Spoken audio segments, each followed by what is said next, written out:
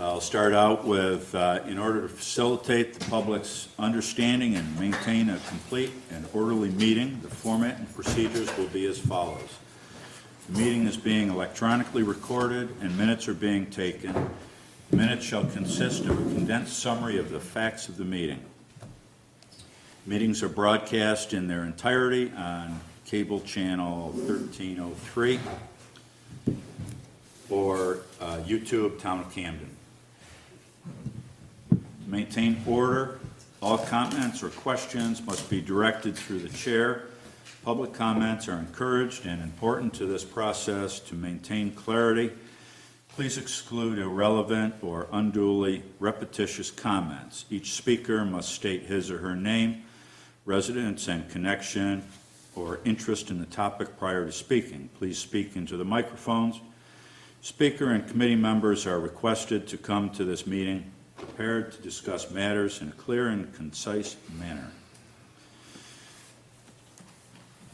Okay.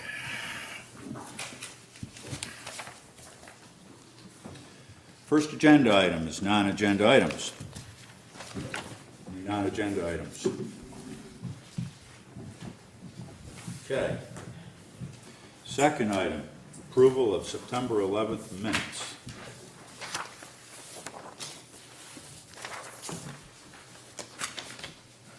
Anybody have any discussion about the minutes?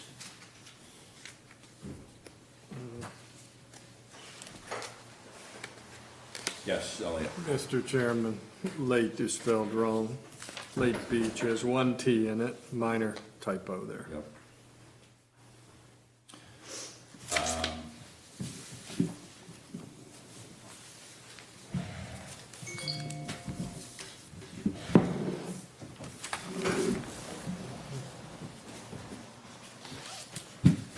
I'll be right back. Gotta get glasses. I think I have an issue with new business here with the Dominic issue.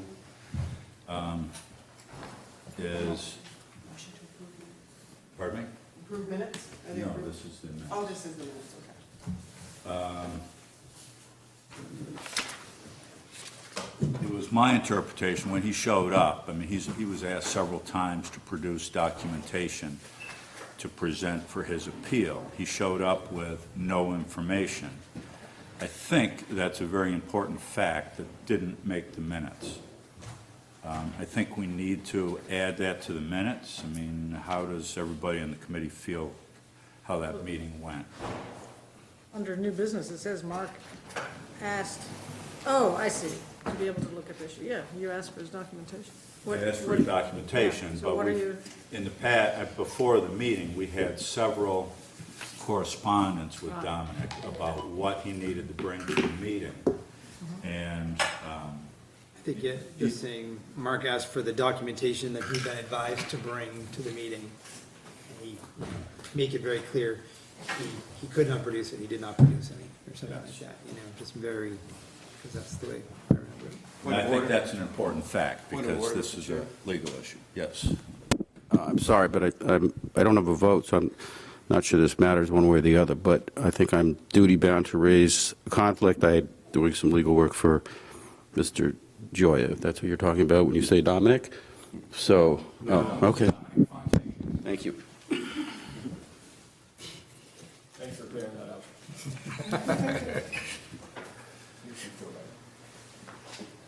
I guess the only So- difference, Mark, is that you asked prior to the meeting, and that doesn't show here. Right. Yeah. And I think that should be addressed. Okay. There's reference to the next Harbor Committee meeting in September, which ought to be October. Meeting adjourned. Next meeting will be October 2nd. October 2nd. New business under Dominic Fontaine. But I understood he's walked away. Yes. Or just for the, That's coming up. for the accuracy of the minutes, we should change that, present at the next Harbor Committee meeting in October instead of September. Those corrections? Dam is misspelled. Okay, motion to approve the minutes as corrected. motion to approve. I second the motion. All in favor? Minutes are approved. Next item. Day sailor license agreement. We have a lot of information here on the agreement. I hope everybody has reviewed them. The first table is this. Identifying the problems and possible solutions. And next, what we've done is created a boilerplate commercial passenger vessel license agreement, which covers all commercial passenger vessels, and with addendums for each different type of vessel. With this paperwork today, we've got an addendum for public landing day sailor addendum and an addendum for a second boat. Anybody reviewed these and have any thoughts, questions, ideas? Are we gonna go through it one piece at a time? I don't think we have time to do that. Mr. Chairman, Yes. I have questions and issues with the document. Item number 2, it states reassigned. Is the reassigned To, on the boilerplate document? Term of the agreement commenced January 2020 to 23. It says, in the event agreement is terminated or reassigned during this period, the ending date will remain December 31st. Well, if an agreement is terminated, then the end date would not be December 31st. It would be the date that it was terminated. Also, I question what is the meaning of reassigned in that statement? the reason for that statement is that all licensing agreements will run on a 3-year period, and they'll all expire at the same time. So, if a license agreement is terminated, say, 1 year into the process, then there's a license agreement that can be reassigned for a 2-year period to terminate on the same day as all the other agreements. So reassigned to another operator? Yes. So, yeah, I guess I stumbled over that as well, because we do talk about the lack of provision for transferability. Is this the only place that we're addressing that? Yes. That's the only place I could find it. Okay. Yeah. So would that, should better read and reassigned then? Transferred and reassigned? Or terminated and reassigned? Would that be more meaningful? Terminated and reassigned? Sure. And/or? Is that and/or reassigned? What are we doing? Okay. Well, if the boat doesn't sell, and the boat moves to Georgia, then we're just terminating it. Right. But the point is, then there's a 2-year agreement left, or there's a 2-year Not for that person. here, no, but if For a if space. somebody else wants to come in, there's a So it would 2-year be space. and/or. Yeah. Who was on the list next? I think it just raises confusion if you terminate because something moved away. Yep. So, yeah, is the boat still here? If, it just seems to me you'd be starting with are you trying, or what we're trying to communicate is there's a certain number of slots, period. And in all reality, if someone moves away or flunks and it's terminated, there will be another person in line immediately. And you want to make sure that all of these things are terminating on the same cycle. So Well- no boat, it's not like the Senate, it's like the House. Yeah. They all terminate at once. How about if we just eliminated terminate, the word terminate, okay? If this agreement is reassigned during the period, the ending date will be December 31st. It's cleaner.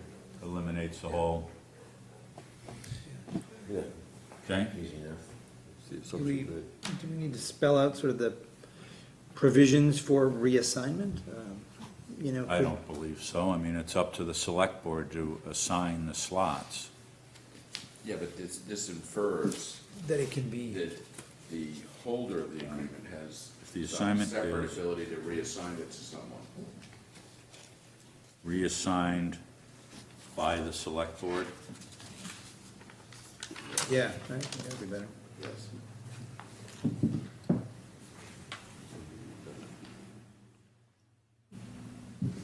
In terms of these documents that we're doing today, Mr. Chairman, am I correct that we're sort of making this draft, it will go to the select board, and then they'll review it, make changes, and then it goes to the town attorney, I'm assuming? Yes. Because he hasn't seen this. Is that correct. Okay. Correct. I believe it may go to the town attorney first, and then the select board, or, yeah, I don't know what that procedure is, but. Mr. Chairman, item 3 refers to the annual review, payable subject to annual review. The criteria for an annual review are not defined anywhere. Annual review by the harbor master and harbor committee with recommendations to the select board. So, What are the criteria upon which an operator is evaluated? I think it says in, maybe not in this document, but it definitely says that, you know, where all the stipulations are. Conduct and the license. And it talks about the conduct of the people, you know, saying that you can't do this, you can't do that, you know. right, and that would be on the, say, like the day sailor addendum, okay? That's broken down for conduct, insurance, dockage, fees, whatever, and so you review that, how have they performed? I think the mixing of the payment due date and this review is very confusing in that if I was just reading this, I'd be thinking that somehow the fees and payment schedule are subject to annual review, not that the license holder's continuation was subject to the annual review.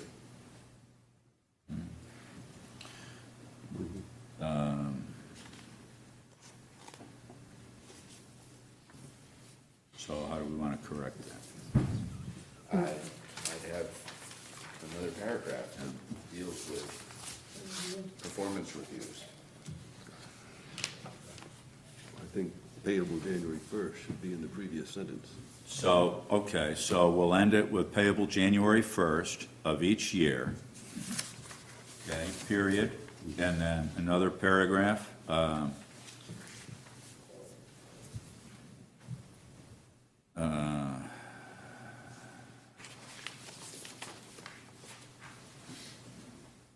Each licensee will be Just say- subject to an annual review prior to year end or at the conclusion of the season.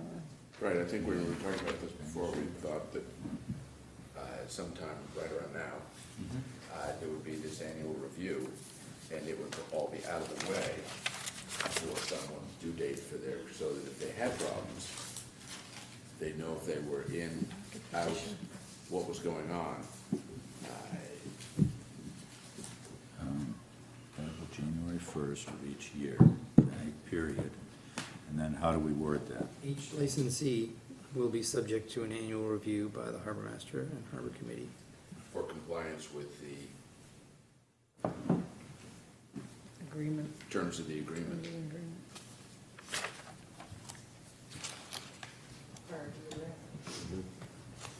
Okay? Good.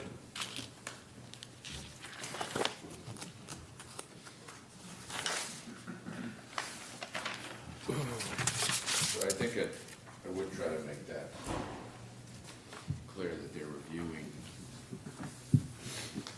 But I don't know, would it be, that the review would just be about the last season, or could you end up with noise talking about, well, you know, in prior years, we had these same problems, and now we're having them again?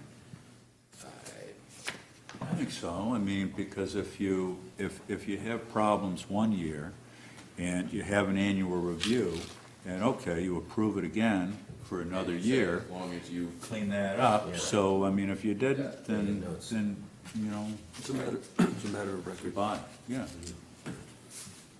Previous year is a matter of record. yeah, so I think I would just suggest that,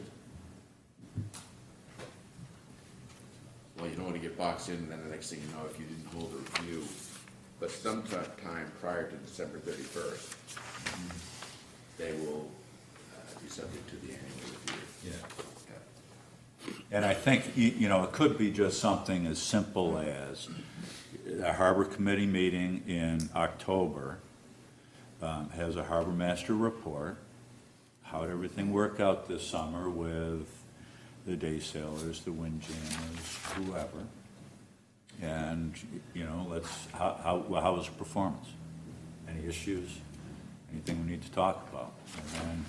And then just a simple letter to the select board that says, we approve, we've reviewed the performance of the day sailors and the windjammers, and everything is sufficient to proceed for another year. Yeah. Right? Just clean, simple. So I would just put prior to December 31st of each year, each licensee would be subject to.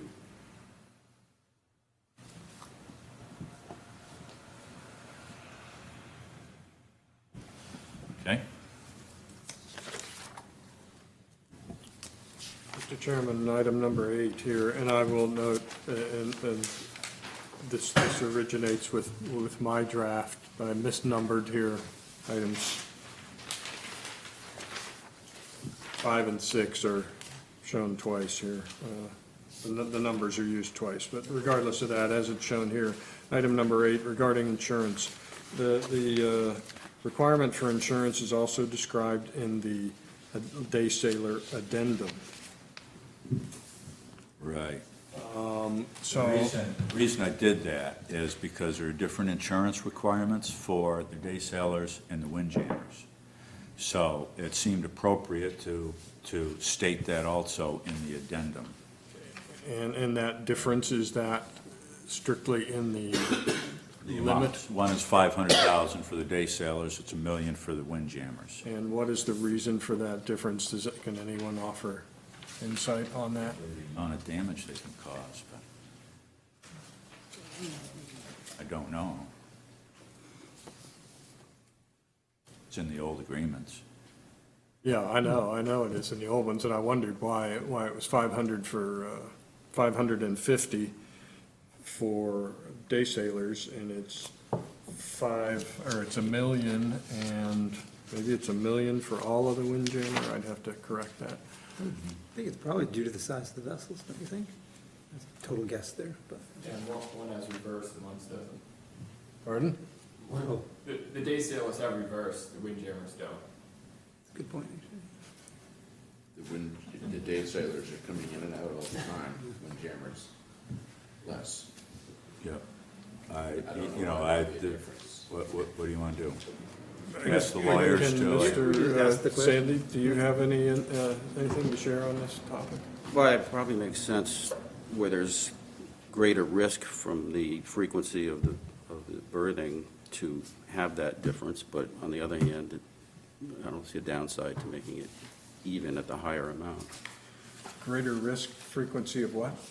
I think Bob Perkins was getting at the point that if they have more frequency of berthing coming in and out, that increases the risk. well, it's the other way around. Coverage. Windjammers have higher Well, coverage. Yes, but that would justify a difference, but I don't think there's any downside to having them both equal and at the higher amount.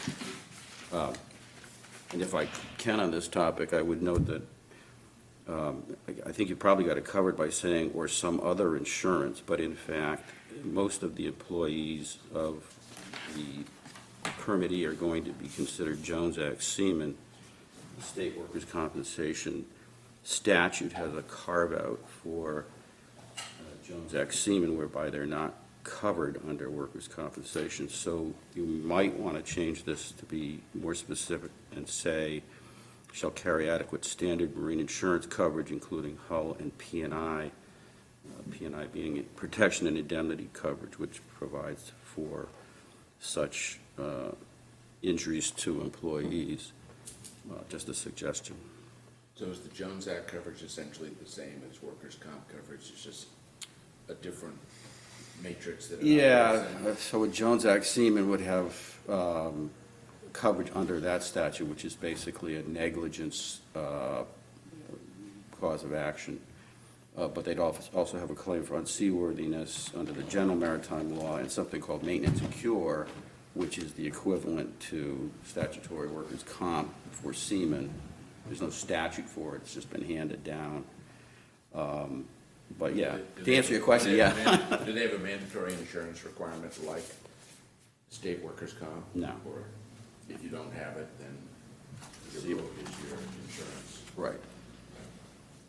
And Sandy, are you willing to craft a statement that would express your recommendation and Sure. send that to the chairman? Absolutely. On this item, why is June 15th the date? Just out of curiosity. That's what it was on the other agreements, and it kind of makes sense because it's, I know you had asked that question earlier, and why not the first of the year? The first of the year, the boats are in dry dock and may not need insurance. I was just thinking that by June 15th, the boats are operating. So they would be operating technically for a few weeks usually, without meeting these criteria. So I was like, why isn't it May 15th when virtually nobody's I think running? they also carry risk all the time. Yeah. Boat burns, boats Yep. getting worked on. But in terms of the workers' Well, comp it's and all that. liability. So, Right, but so, if your boat burns yeah, and other people burn as a result, that's liability. right. Or in terms of the employees, you have people working on a boat. Is that our concern, though, in the harbor committee? They're not in the harbor at that point. Well, if I was hiring a contractor, I would want to see proof of insurance before they started Before they work. start. Yeah, I agree. So change just that think to May May? 15th. May May 15th. 15th, May 1st? May 1st, I May mean. 1, sure. Because then they're, yeah, everyone's here, everyone's, the boats are being worked on. Yeah. Prior to commencing operation.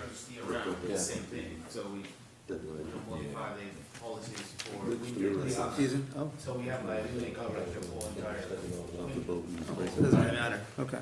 I actually asked about that, if I could just get insurance for the summer, and they said that most of their claims, believe it or not, are in the winter. So they wouldn't even write me a insurance policy just for summer.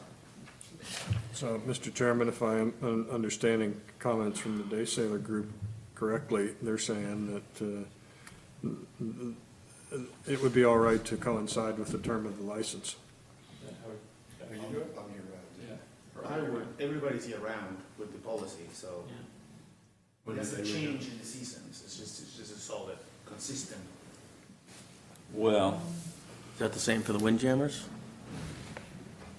I would imagine, I would assume. They've got employees in the winter. I mean, you can cancel, people living you know, on if the you boats wanted in to, the you winter. could go right up until August 31st and say, I'm done with my season, cancel your policy. But it's so hard to get the policy back if you do that. I guess the point is, what we're trying to do is make sure that the boats are insured, and I tied that with payment of excise tax.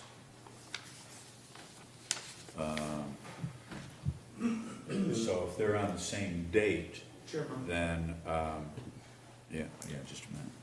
If they're on the same date, then it just simplifies it, but, you know, it's not a big issue. You wanna do the first? Yes. I thought in order to apply for a license, you need to have proof of insurance. Yeah. So the insurance doesn't change, at least for us, it doesn't change year round, so if you put it on the same date of, November 15, I think it is, which is, I think it's the most common sense.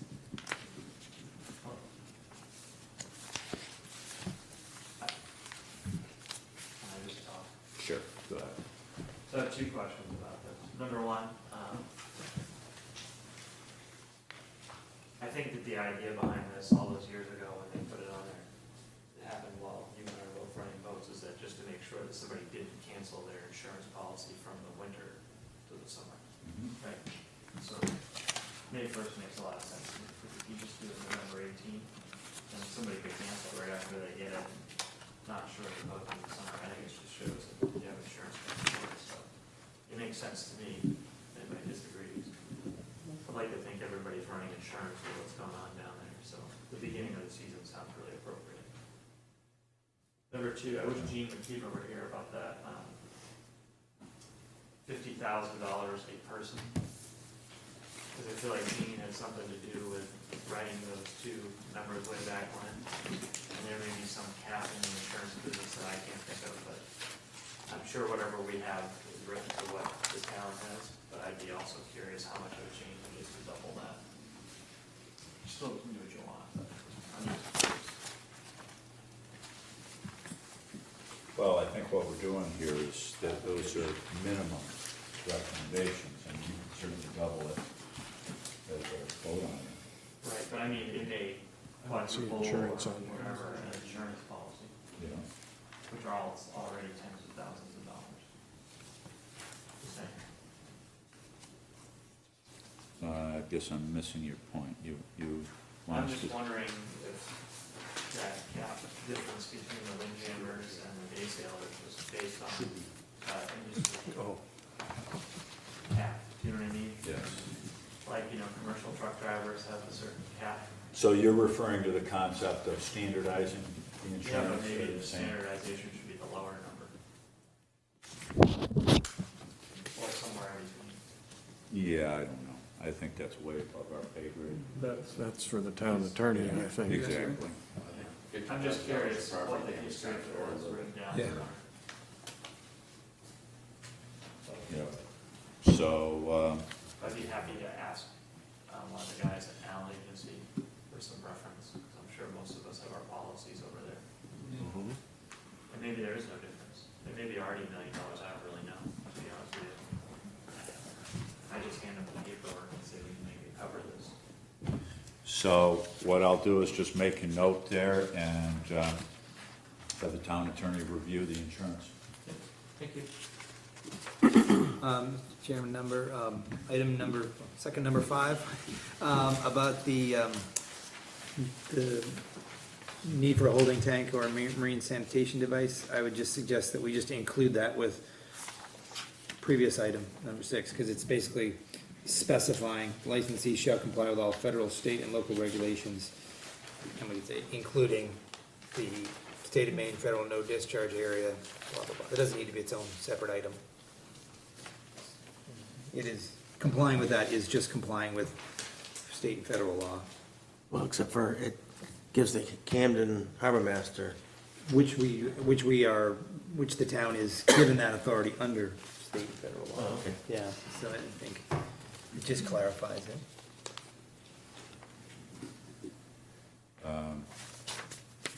So how would you suggest we do that? Just combine the two paragraphs? Just combine the two. So licensees shall comply with all federal, state, local regulations, including without limitation, the zoning ordinance of the town of Camden, comma, the harbor on waterways ordinance of the town of Camden, and the state of Maine federal no discharge designation in section 12 of the Federal Clean Water Act. It's kind of a long sentence, but, So that would be a compliance, it's a compliance. Section. Yep, and then, item 6, for example. Sure. And what, 5 become, second 5 joins in with previous. right, ones, yeah. right. Mr. Chairman, what is the significance of June 15th for excise, proof of excise payment? Just tied that in with the same date as the insurance. So when you present your paperwork to the town, it's the same day as the excise tax. Yeah, okay, and we all have to do that to get our registration, right? Yes. By June 15th, is that correct? I don't actually know No, that. by launch. Yeah. What do you put in the water? Well, when you pay your mooring fees. When are the Which mooring is fees? well before that. Yeah, You it's, could make that May April, 1st too. yeah, it's March, April. You wanted to make it the same. Yeah, I think we should make the both of them, change June 15th and both references to May 1. Seems. Before start of operations. Let's give them a date. Yeah, put a date in. Yeah, May I 1. mean, if if Then you don't have someone, it just complicates it, well, I didn't start until June 15th, so, this way it's all done. Makes it easy for Liz, on May 1st, all the paperwork has to be filed, done. Back to the commercial passenger vessels license agreement. This is a small point, but I think it's an important one. In the checklist in item number 1, listing the addendums, I strongly believe that the second boat, what has been referred to as the second boat, should always be referred to as the second boat ticket sales addendum. That second boat is only for ticket sales. Right. And I think that needs to be, I think it's an important Second boat distinction. ticket sales. Second boat ticket sales. And it should always be referred to it that way. I think you might refer to it as additional boat, so we don't have a conundrum when somebody shows up with a third boat. It's not in our universe. Yeah, that doesn't mean it couldn't be. Well, But they couldn't sell tickets to a third boat, Why not? because it says second because it boat. says second. And there would be a problem with that? Yeah, because it's the third boat. And so you're saying that, well, we already have 2 paragraphs 5s. Richard, are you saying if one individual has 3 vessels, and each of those vessels have a permit to run on the town day sailor boat, then each of those vessels can have a second boat? Is that what you're talking about? no, I'm talking about the fact that somebody that has a second boat wants to get a third boat, I'm suggesting you call it an additional vessel rather than a second vessel. Well, right now, there's no provision to have someone to sell for more than a second boat. So, until we have that provision, we should.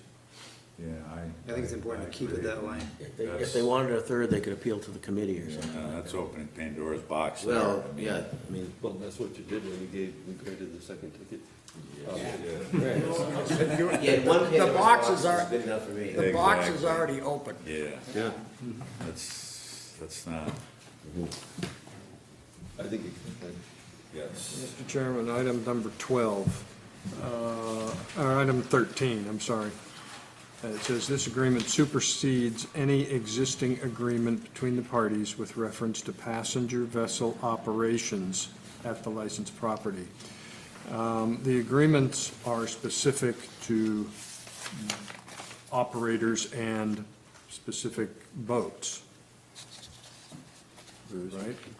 And let's say that we have an operator that has multiple licenses.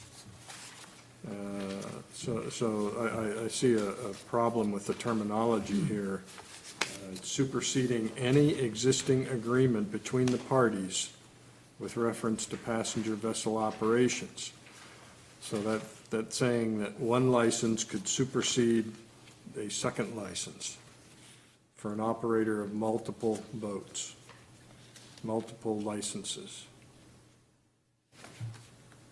I would just add reference to above referenced passenger vessel operations, because under the above, you have the name of the licensee and they designate the vessel that is subject to this agreement. And I have a question, what's the licensed property? I mean, if we're gonna include the windjammers, we've got the docks by the library. Are those licensed property under our control at all, or? Yep. Okay.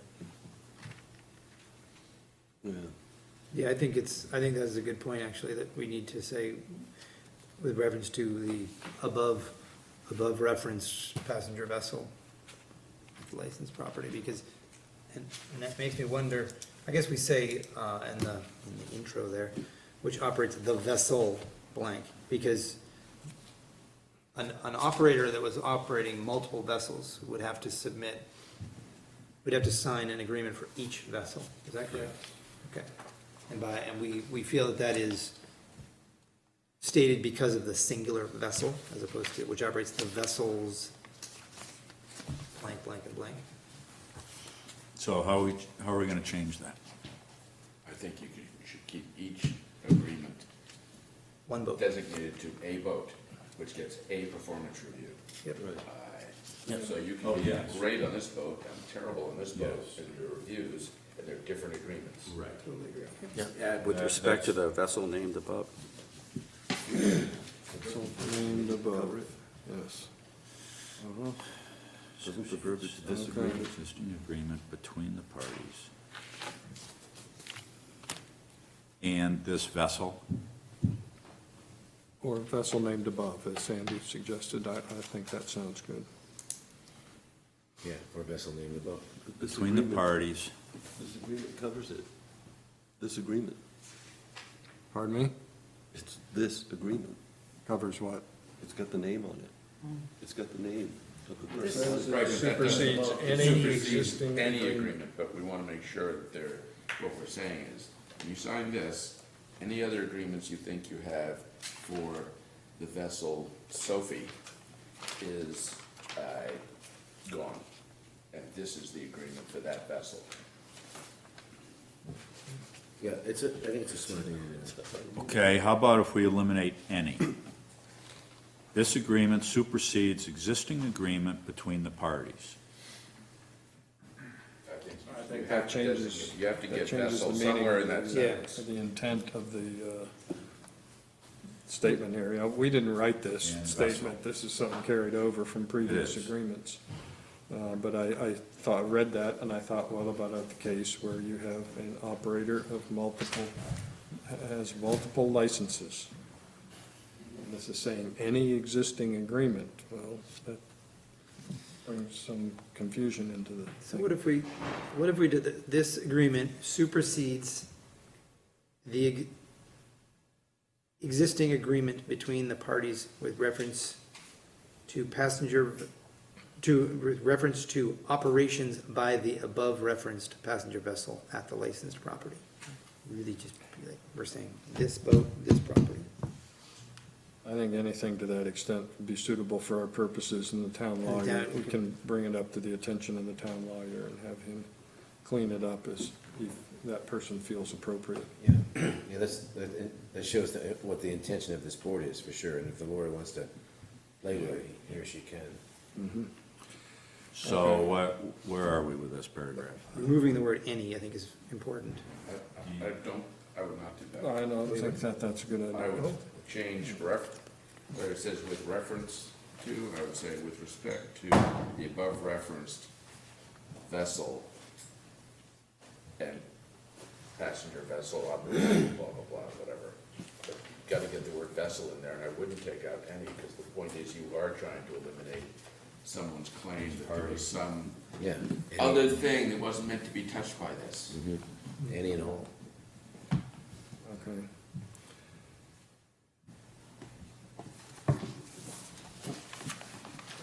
Yeah, I just think adding the words with respect to the vessel named above takes care of it without changing anything else in that sentence. Yeah, that's good, succinct.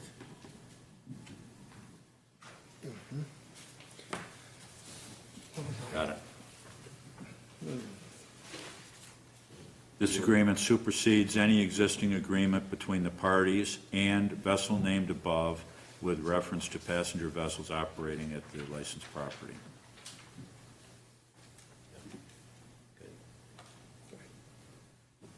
What? Mr. Chairman, Yes. the last paragraph on page 3, failure of licensee to abide. That is repeated on the addendum for the second Yes, it is. vote. And it is stated here, failure to abide within 72 hours after receiving notice, and then there's, after the harbor master, comma, and an opportunity to cure the violation within that period. I'm have difficulty interpreting what that's supposed to mean. And I'm wondering if this statement does not mandate termination of a license within 72 hours and does not provide taking extenuating circumstances into consideration. The way I'm reading it is, if you don't fix it in 72 hours, you're done. And I think that there should be some mechanism for consideration of extenuating circumstances. And this statement, as I'm reading it, doesn't allow for that.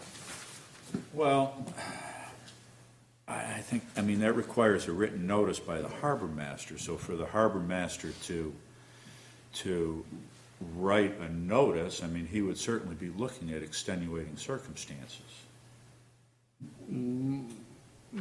Okay, I hear that. That seems to make sense. However, would the harbor master be issuing his notice at the front end of an issue? Or would he just be issuing his notice when it was obvious that the issue was not going to be resolved? It seems to me that the harbor master would issue a notice, there'd be this period of reparations or whatever, and then give them an expiration. Seems to me there's been a conversation taking place prior to the harbor master writing his report, his complaint. He says he must have had some kind of conversation with the violation previous to having written the complaint. I mean, there's gotta be something. There's a heads up. I mean, it's not, I don't think the heads up is when he submits his complaint. Yeah, but let's just say he was being unreasonable because it was like a new harbor master. Then that would someone be an said, well, I appeal. can get this guy Well, for whatever. it would come to us as an appeal, I would And I certainly think hope. that it's, the phrase is trying to cover so much in one phrase that I would interpret it as covering a lot of things. You know, if the violation is something to do with the part of the boat is broken, and you can't fix it in 72 hours, well, you take it out of service. That's curing the violation. If it's a behavior problem, in a way, it can become this, you know, you keep curing it by saying, I won't do that again, you don't do it for 72 hours, and then you do it again, you get another one. It just, unless you want to get into a very long paragraph trying to break down all the types of violations and how they might play out, I think you keep it very general and realize it's going to get interpreted based on the circumstances. That's not mentioning anything about certification. Yeah, I mean, I think we may be just trying to overcomplicate it. I think the intent of this paragraph is just to give this document some teeth and the harbor master some authority to somehow enforce it. That's it. Maybe just change shall to can result. It's the typical shall/may conundrum. Which one do you want to go by? Yeah, may result. Shall or may?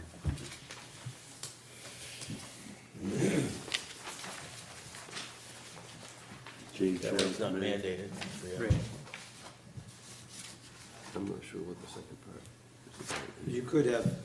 You could have a competitor or something who would try to put someone out of business essentially, by enforcing, by citing this clause, you know what I mean? Where, without taking into consideration any extenuating circumstances. I think may is a good. Use there. I saw one of your employees park 4 days ago and yesterday.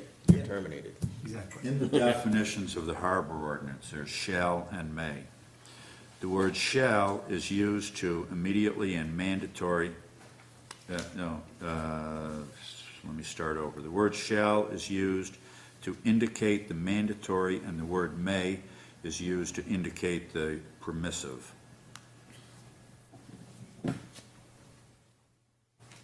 I would add to this, shall, leave it shall, result in termination of this agreement by a vote of the selectmen, which basically makes it clear that Steve doesn't suddenly unilaterally terminate the agreement. He gives the notice, it hasn't been cured, and then you get it, you take it to the select board. So if that's a month, that's not 3 days. Yeah, that's, Well, no, not necessarily, they could do an, emergency executive session, it's up to them, it's up to them. I think once you put it in the select board lap, and they get the information, they can say, either say, okay, we can let this ride for our next meeting, or we need to have an emergency executive meeting. Yeah, but, no, I kind of think if it's a situation that the harbor master feels that this agreement needs to be terminated, then probably something pretty bad. And I think Yeah. the select board would probably want to Be in the loop. be in the loop with that, you know? Exactly.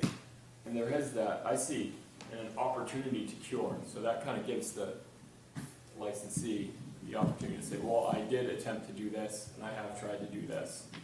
So he gets to state his case, is sort of how I'm reading.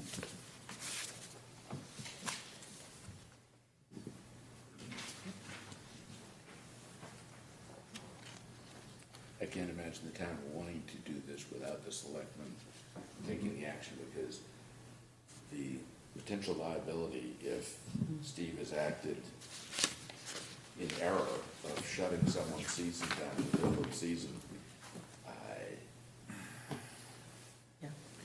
I think it's great to put that one thing in, just with the vote of the select board. That cures the whole thing. with the approval, Shall result in a termination of this agreement. 72 hours After shall approval. result in the termination of this agreement by Camden Select Board. Yeah. yes.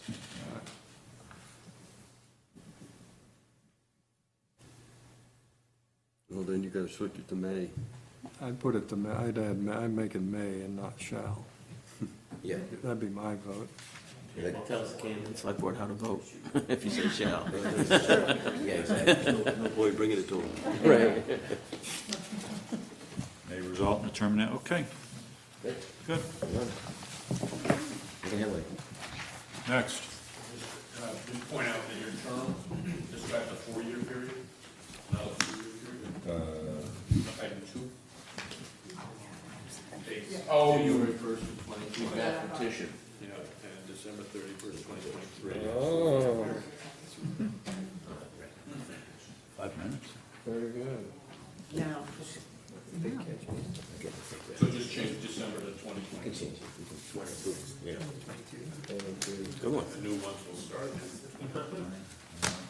all the way through the agreement. Well, we know where we left off. Okay. So you're saying, Yeah, auditors are here, they need to get in there. They're taking precedence. Would we do something?